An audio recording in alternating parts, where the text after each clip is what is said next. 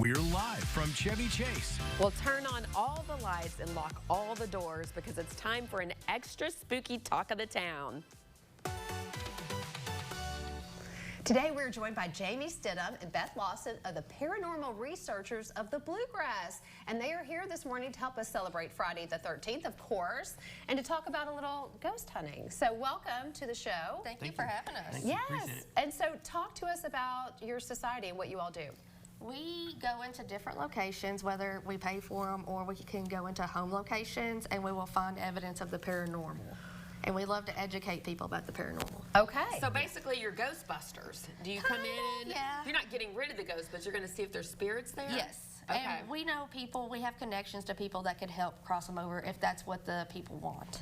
Wow. Do some people want to keep their ghosts or their spirits? Well, if they're not Yes. bothering anything, then sometimes it's family members.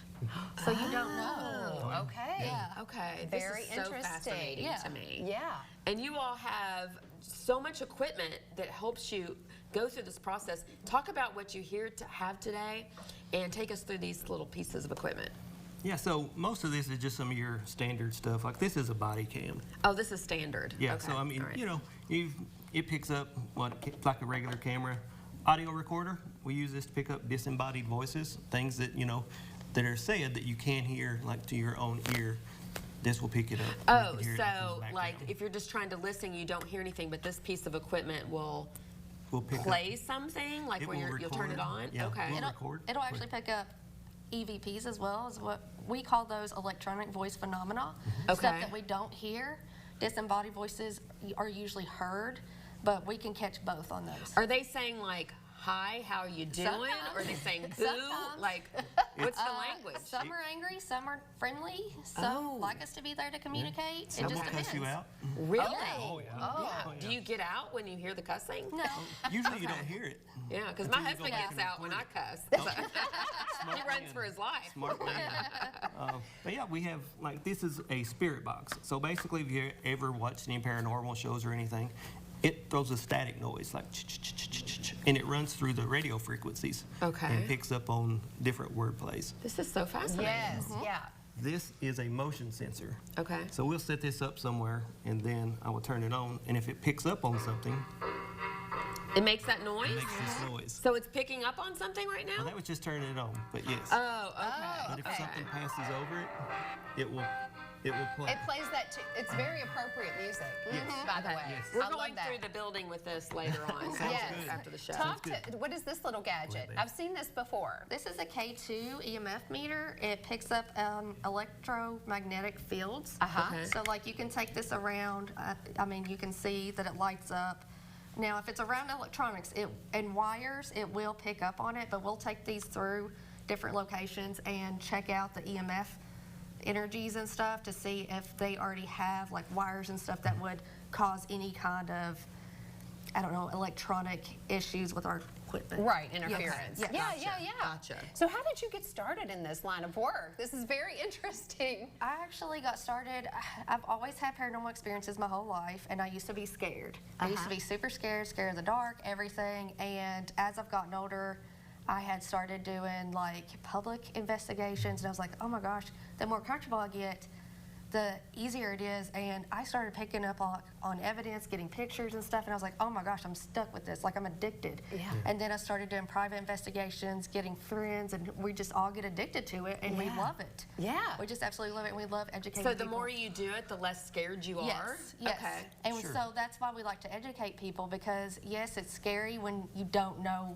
what it is. Right. And so the more comfortable you get, the better it is. And most of the time it's family or something. Right. Or Okay. somebody you know. Okay. Or like if you go in other locations, there's usually a reason behind that haunting, and usually they need help. Or they're trying to communicate and they just don't know how. Right. I mean, just hearing a voice, how else are they going to communicate besides doing something that may be scary to us? Right, because it's supernatural. Yeah. Yes. And Jamie, how did you get started? So I am from Eastern Kentucky, and both of my grandmothers would see and tell stories about things that they've seen and things like that. And then, I don't know, 6 years ago, one of the guys I work with was part of a paranormal crew here in Lexington, and they were doing some filming. And he knew that I fairly well with electronics. He's like, hey, why don't you swing by and if we need some help or something? And so they needed help that night on some stuff, and the founder of their group was like, hey, why don't you just be a part of the team? So, Yeah. Wow. so That's neat. Now, this coincidence. might seem like a strange question, but do you think spirits are drawn to some people more than others? Because thankfully, and knock on wood, I don't ever want to see an experience like this in my life. I've not encountered any. So you know, you guys have. So do you feel like you're more approachable? Oh, yes. So certain people have sensitive abilities.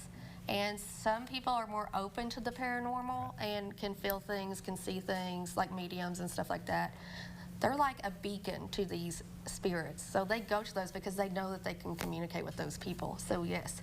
And everywhere we go, we always have activity because we have several sensitives on our group, including Gotcha. myself. Yeah. I am not one of those. You're not as sensitive. Okay. Yeah. Well, okay. don't worry. Men usually aren't. Yeah, more men sensitive. usually They're aren't very very sensitive. sensitive. It's usually the women. So what are some of the scariest or most active places that you've been? One of them is actually here in Kentucky. It's in eastern Kentucky in Van Leer, over by Paintsville. It's the Coal Miners Museum.